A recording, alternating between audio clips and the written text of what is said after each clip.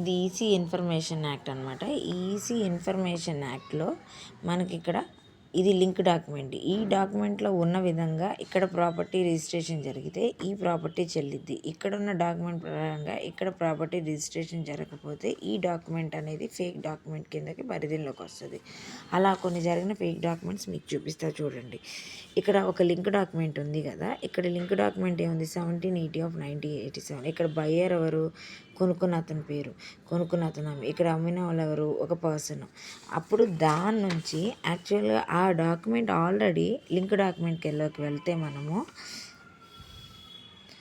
ఆ డాక్యుమెంట్లో అసలు అతను అమ్మేసినట్టు ఉంది, అక్కడ బయ్యర్ వేరే వాళ్ళు ఉన్నారు. సో ఇక్కడ రిజిస్ట్రేషన్ జరగాల్సింది ఎవరితో, తోకా నాగరత్నమ్మ ఫ్యామిలీస్తో, లేదు అని అంటే దానికి సంబంధికుల ఫ్యామిలీ కుటుంబకులతో రిజిస్ట్రేషన్ జరగాలి. కానీ ఇక్కడ ఏముంది, అమ్మేసిన అతను ఉంది. ఇది ఫేక్ డాక్యుమెంట్ కిందకి వస్తుంది.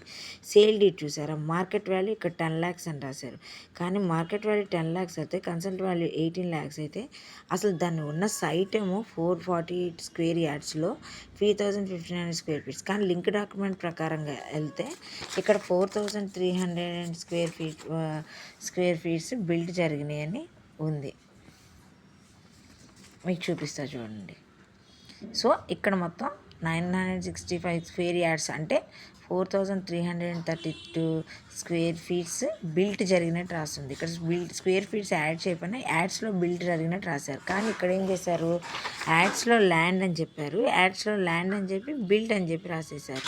సో మీకు ఇక్కడ సింపుల్గా చూపిస్తా చూడండి. యాడ్స్ అని చెప్పారు, బిల్ట్ ఏమో కొంచెమే రాశారు. కానీ ఇక్కడ ఆల్రెడీ ప్రీవియస్లో ఏం చెప్పారు, ఆల్రెడీ మొత్తం బిల్ట్ అని చెప్పారు. కానీ లింక్ డాక్యుమెంట్ చూసారా ఎట్లా, ఇది ఫేక్ డాక్యుమెంట్ కింద వస్తుంది. ఎందుకనంటే ఇది మోసంతో పూర్వితమైన జరిగిన డాక్యుమెంట్ అనమాట. సో అదనే కాదు, ఇంకా చాలా డాక్యుమెంట్స్ జరుగుంటాయి. కానీ మనకు తెలిసిన ఇన్ఫర్మేషన్ ప్రకారం మా ఇంట్లో పర్సనల్స్గా జరిగిన ఫేక్ డాక్యుమెంట్స్ కాబట్టి నేను మీకు క్లియర్గా ఇక్కడంతా చూపిస్తున్నాను. ఈసీ ఇన్ఫర్మేషన్ యాక్ట్ అని ఉంటుంది అనమాట. ఈ ఈసీ ఇన్ఫర్మేషన్ యాక్ట్ అనేది దీన్ని మున్సిపాలిటీ పరిధిలోకి వెళ్తుంది. యాక్చువల్గా మనం ఇప్పుడు ఆ డాక్యుమెంటే తీసుకుందాం అనుకుందాము. ఆ డాక్యుమెంటే తీసుకున్న పరిస్థితుల్లో ఇక్కడ మనకి ఏం చెప్పారు, ఇందాక అతను 10 lakhsకి కొనుక్కున్నానని చెప్పి రాశాడు కదా. కానీ ఇక్కడ డాక్యుమెంట్ ప్రకారంగా వెళ్తే మొత్తం మార్కెట్ వాల్యూ 18, ఇక్కడ మార్కెట్ వాల్యూ ఎంత ఉంది, ఇక్కడ డాక్యుమెంట్ ప్రకారం వెళ్తే మార్కెట్ వాల్యూ 1,52,650. ఆ మొత్తం స్క్వేర్ ఫీట్స్ మొత్తం మనం కంబైన్ చేసుకున్నా కూడా ఇక్కడ ఒక డోర్ నెంబరే వేసాడు, కానీ దానికి 2 డోర్ నెంబర్స్ ఉంటాయి. So 2 and 1. కానీ ఇక్కడ ఏం చేశాడు, ఓన్లీ 1 డోర్ నెంబర్ మీద వేసాడు. 1 డోర్ నెంబర్ ప్రకారం వెళ్తే ఓన్లీ 786 స్క్వేర్ ఫీట్స్ మాత్రమే ఉంటాయన్నమాట. సో మీకు ఫేక్ లింక్ డాక్యుమెంట్స్ ఎలా ఉంటాయి అనేది, దాని 32 యాక్ట్ ఫామ్ ఎలా ఫేక్ చేస్తారనేది ఇక్కడ చూపిస్తా చూడండి. ఎప్పుడైనా సరే 32 యాక్ట్ అనేది ఒక అప్లికేషన్ ఫాము, రిజిస్ట్రేషన్ ఆఫ్ 1908 అంటే ఏంటి, మనకి స్వాతంత్రం రాకముందే మన రాజులు, రాజధానీలు, ప్రపంచంలో ఉండే రాజ్యాలు ఏలిన చాలామంది రాణులు, రాజులు వాళ్ళ ఆస్తులను కాపాడుకోవడం కోసం ఆ రోజుల్లోనే 32 యాక్ట్ అనే ఒక రిజిస్ట్రేషన్ని 1908 నుంచి ఒక అప్లికేషన్ ఫామ్ అయింది. ఎప్పుడైనా సరే కొన్నవాడు ఇద్దరు సైన్లు ఉండాలి. కానీ ఇక్కడ అమ్మినవాడు ఒక సైన్ ఉంది. అంటే ఇది 50 రూపీస్ స్టాంప్ పేపర్ మీద చేసింది. సో ఇది నాన్ జ్యుడిషియల్ స్టాంప్ పేపర్ మీద చేసిన ఏదైనా సరే అది హక్కుదారు పరిధిలోకి రాదు. ఎప్పుడైనా సరే 32 ఫామ్ అనేది ఒక పక్కా స్పెషల్ అప్లికేషన్ ఫామ్ ఉంటుంది. దాన్ని మీకు ఎలా ఉంటుందో నేను మీకు చూపిస్తాను.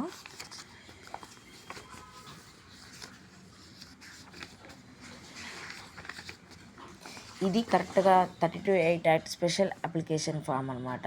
ఇది స్పెషల్ అప్లికేషన్ ఫామ్ అనేది ఒక సపరేట్ రిజిస్ట్రేషన్ ఆఫీస్లో సపరేట్గా చేయించబడి వస్తుంది అనమాట. దట్ ఈస్ థంబ్ ఇంప్రెషన్ ఇంత ఉంటుంది. అట్ ద సేమ్ టైం కొన్న వాళ్ళది, కొనుక్కున్న వాళ్ళది ఇద్దరిది ఇక్కడ దీనిలో సైన్ ఉంటుంది compulsory. That is come under the ఇది పక్కా రిజిస్ట్రేషన్ ఫామ్ జరిగినట్టు. కానీ ఇక్కడ చూసారా, ఇక్కడ నేను ఇంతకుముందు చూపించిన డాక్యుమెంట్లో అయితే 32 యాక్ట్ ఫామ్ని చూడండి, సగం ఇంగ్లీషు సగం తెలుగులో చేశారు. మళ్ళీ అక్కడ తంబు చూసారా, ఇక్కడ ఇద్దరిది సర్కిల్కి మించి నార్మల్ ఫేక్ తంబు వేసినట్టు చూస్తున్నారు. తంబు కూడా ఇట్లా జస్ట్ ఇట్లా పెట్టి చేసినట్టుంది. ఇది పక్కా కరెక్ట్గా జరిగిన తంబు అన్నట్లేదు. మళ్ళీ మీకు దీంట్లో చూసారా, ఫస్ట్ సాక్షి ఎవరైతే ఉన్నారో ఇక్కడ ఆ సాక్షి అనేది నెక్స్ట్ పేపర్లో చేంజ్ అయిపోతారు. అలా చేంజ్ అవ్వకూడదు. సాక్షి మొదటి నుంచి ఎవరుంటారో చివరి వరకు అలాగ ఉండాలి. ఇందాక మనకేం చెప్పాడు, మొత్తం 4048 చదరపు గజాలలో ఓన్లీ 1500 చదరపు స్క్వేర్ ఫీట్స్ అన్నాడు కదా. కానీ డాక్యుమెంట్లో చూడండి ఎన్ని స్క్వేర్ ఫీట్స్ ఉన్నాయనేది ఇక్కడ పక్కాగా మనకి రాసి ఉంటుంది. ఇక్కడ డోర్ నెంబర్ వచ్చేసరికి చదరపు గజాలకి మొత్తానికి కలిపి రేట్ కట్టాడు.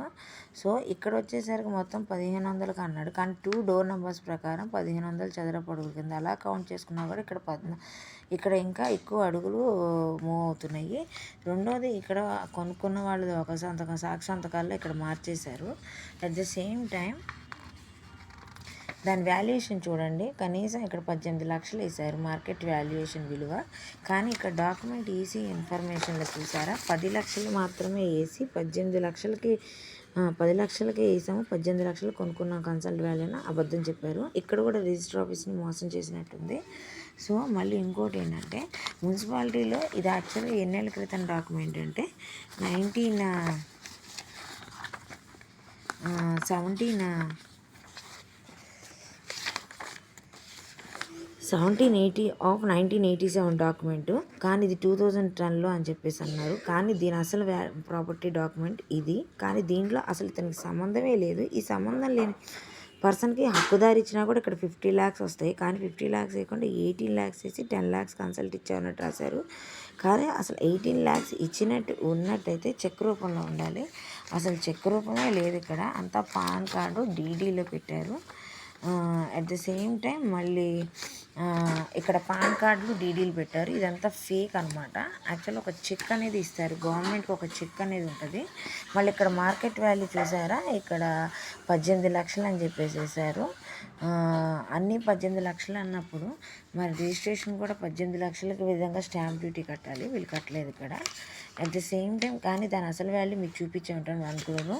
ఇక్కడ చూడండి పాన్ కార్డ్ నెంబర్లు వేశారు. పాన్ కార్డుల నెంబర్లు అసలు వేయకూడదు. ఎందుకనంటే పాన్ కార్డ్ నెంబర్ ఎందుకు వేయకూడదంటే ప్రతి ఒక్కళ్ళకి 2 lakhs అబోవ్ దాటితే చెక్ రూపంలో ఇవ్వాలి. ఇదంతా ఫేక్ డాక్యుమెంట్, అంటే ఇదంతా మోసగించబడి చేసినట్టుగా ఉంది. మళ్ళీ 1980 ప్రకారంగా లింక్ డాక్యుమెంట్ రిజిస్ట్రేషన్ రీతిలో అన్నారు. కానీ ఆ డాక్యుమెంట్ ప్రకారంగా అయితే మా అన్నయ్యకి అసలు ఆస్తిలో హక్కు రాదు. వీలునామా ప్రకారం వస్తుంది. వీలునామా ప్రకారం వచ్చినా కూడా అందులో మా నాన్న 720 చదరపు అడుగులు మాత్రమే రాసింది. అట్ ద సేమ్ టైం మా అన్నయ్య గారికి ఇక్కడ చెల్లెలైతే తమ్ముడు ఉన్నాడని చెప్పి రాశారు. ఇక్కడ చూసారా ఎంత మోసమో. ఇదంతా ఒక స్కామ్ అనమాట. యాక్చువల్గా మా నాన్నమ్మ రాసింది 2DKH అంటే 3 అంతస్తుల బిల్డింగ్ అన్నట్టు రాశారు వీలునామా. ఇదంతా తప్పు. సరే ఇది వదిలేసేయండి. కొనుక్కున్న వాడికైనా మైండ్ ఉందో లేదో మరి నాకైతే తెలియదు. వాడు డబ్బులు ఇచ్చి ఇదంతా కావాలనే చేసినట్టు ఇక్కడ క్లియర్గా కనపడుతుంది. వాడు తక్కువలో ఎక్కువగా కొనుక్కుని చేద్దామన్నట్టు. 2010లో అంట స్థలం కొన్నాడంట. మనం అంతకుముందున్న లింక్ డాక్యుమెంట్ ప్రకారంగా చూసుకుంటే 1987లో కింద డాక్యుమెంట్ అన్నట్టు ఉంటుంది. దాని వాల్యూ కూడా చూడండి. మళ్ళీ నేను నెక్స్ట్ స్టేట్మెంట్ తీసుకునేసరికి ఎంత తగ్గించి ఇచ్చారు. ఫస్ట్ డాక్యుమెంట్ CV ఆఫ్ 2008లోనేమో 1,80,000 అన్నారు. ఇప్పుడేమో 53,000 అన్నారు.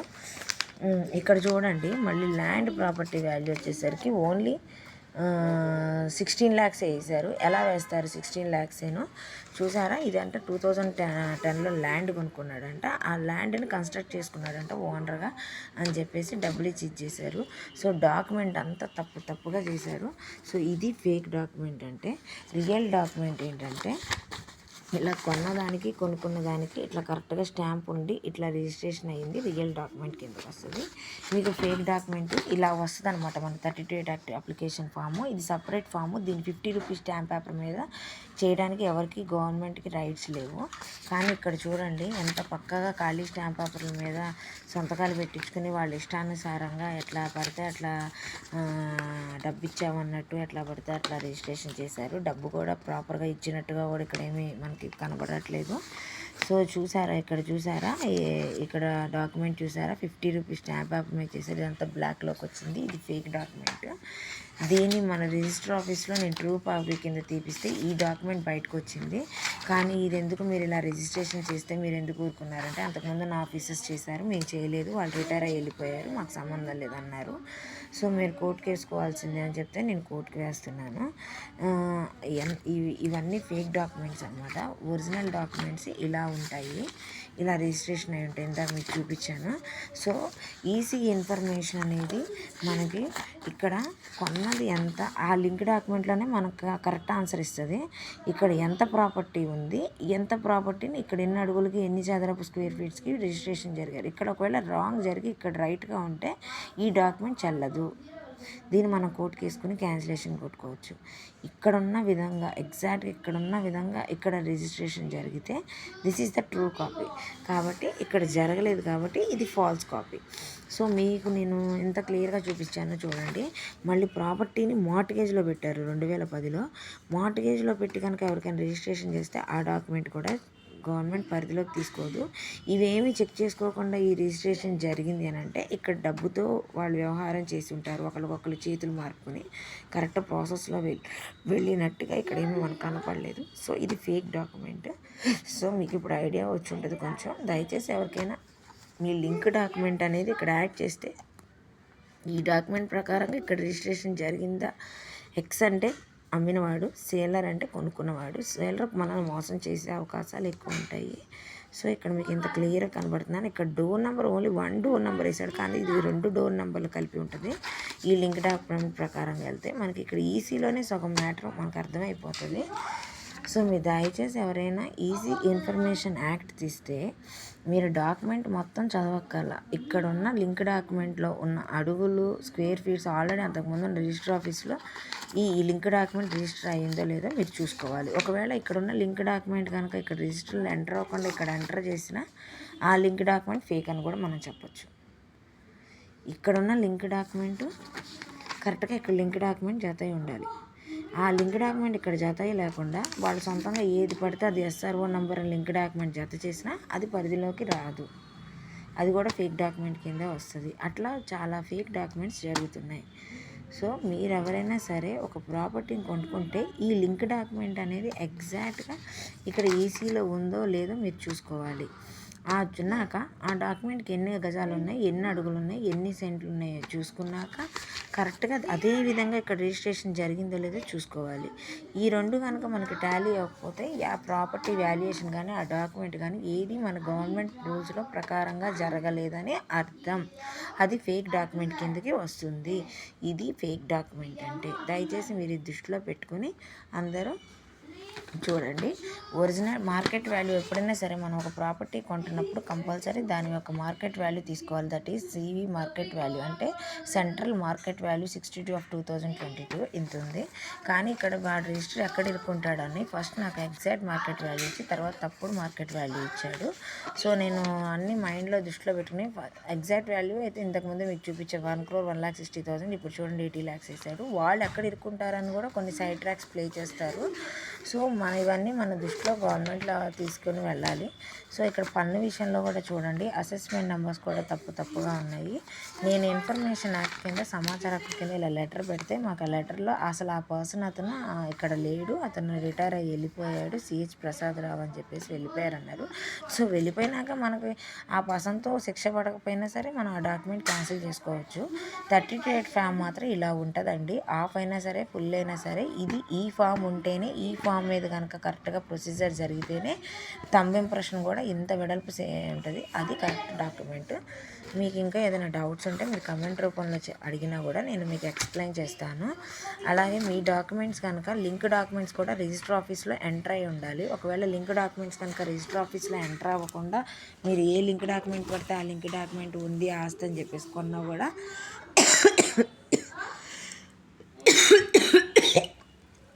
ఆ ప్రాపర్టీ పరిధిలోకి రాదు. సో అది కూడా ఏదో అక్కడ ఆక్యుపై చేసినట్టు ఉంటుంది. ఇప్పుడు మీకు అర్థమై ఉంటుంది. నేను కొన్ని ఫేక్ డాక్యుమెంట్స్ మీకు బయటకు చూపించాను, నా ఫ్యామిలీలో జరిగిన ఇన్సిడెంట్స్. సో నేను కోర్టుని అప్రోచ్ అవుతున్నాను. Compulsory the court will take actions of those things. Court నుంచి మళ్ళీ లా ఆఫ్ స్టేట్మెంట్ వస్తేనే మన నెక్స్ట్ డాక్యుమెంట్ అనేది పరిధిలోకి వెళ్తుంది. అప్పుడు ఒకవేళ ఇతను ఇక్కడ ఏదైనా మార్చి చేద్దామన్నా కూడా చూడండి, వాడు మమ్మల్ని మోసం చేసినందుకు వాడు ఎలా మోసపోయాడో. యాక్చువల్గా మా హౌస్కి వచ్చేసరికి లింక్ డాక్యుమెంట్ 5-29 ఇక్కడ 2 డోర్ నెంబర్స్ రావాలి, 1 డోర్ నెంబర్ వేసాడు. ఇక్కడైతే 4334 స్క్వేర్ ఫీట్స్ కన్స్ట్రక్షన్ అని ఆల్రెడీ 969 రూపాయలు స్క్వేర్ యార్డ్స్ కింద కూడా బిల్డ్ ఉందని మా నాన్న అంతకుముందు రిజిస్ట్రేషన్లో పెట్టాడు. కానీ ఇక్కడ చూడండి 1500 అడుగులు 730 స్క్వేర్ ఫీట్స్ మాత్రమే కన్స్ట్రక్షన్ ఉందని చెప్పి రాశాడు. అదంతా అబద్ధం. ఇక్కడ డోర్ నెంబర్లో ఒక డోర్ నెంబర్ వేసాడు, కానీ ఈ డోర్ నెంబర్ ప్రకారం వెళ్తే అసలు మా అన్నయ్యకి హక్కే లేదు. ఇక్కడ డోర్ నెంబర్ 2 అని రాసింది మా నాన్నమ్మ, ఇక్కడ 1 అని రాసుకున్నాడు. సో లింక్ డాక్యుమెంట్ కూడా దీని ప్రకారం వెళ్తే అసలు మా అన్నయ్యకి అసలు హక్కే లేదు, కానీ ఇక్కడ హక్కు ఇచ్చాడు. ఒకవేళ మేము ఏదైనా అన్నదమ్ములు రక్త సంబంధికులు ఫ్యామిలీ స్టేట్మెంట్ హక్కు ఇచ్చినా కూడా ఇక్కడ ప్రాపర్టీ వాల్యూ వచ్చేసి 1,01,60,000 మార్కెట్ వాల్యూ అయితే 10 lakhs వేసాడు. మళ్ళీ కన్సల్ట్ వాల్యూ 18 లక్షలు వేసాడు. డాక్యుమెంట్లోనేమో మార్కెట్ వాల్యూ 18 లక్షలు అని వేసాడు. మళ్ళీ ల్యాండ్ మున్సిపాలిటీలో 16 లక్షలు అని వేసాడు. సో ఇది మొత్తం ఇక్కడ ఏంటంటే ఇదంతా కుమ్మక్కై చేసినట్టు వ్యవహారం అనేది క్లియర్గా ఉంటుంది. ఎప్పుడైనా సరే ఈ లింక్ డాక్యుమెంట్ కనుక ఈసీలో కనుక ఎంటర్ అయి ఉంటేనే మీరు ఇక్కడ కొన్న ప్రాపర్టీకి వాల్యూ ఉంటుంది. ఈ లింక్ డాక్యుమెంట్ చూసి దీంట్లో ఎవరు సేలర్ ఎవరు బయర్ అనేది చూసుకుని అప్పుడు ఇక్కడ కొనాలి. ఇక్కడ కొన్నాక ఇది కరెక్ట్గా ఎంటర్ అయితే అప్పుడు మళ్ళీ మీకు కొత్త డాక్యుమెంట్ నెంబర్ వస్తుంది. ఇవి కనుక సరిగ్గా లేని పక్షంలో ఆ డాక్యుమెంట్ని కోర్టు ద్వారా వెళ్ళి వాళ్ళు ఎవరైతే మోసం చేశారో వాళ్ళ మీద క్రైమ్ కేసు కట్టి ఆ డాక్యుమెంట్ క్యాన్సిలేషన్ చేసి మన ప్రాపర్టీ మనం వెనక్కి తీసుకోవచ్చు. ఇది మాత్రం 100% పక్కా.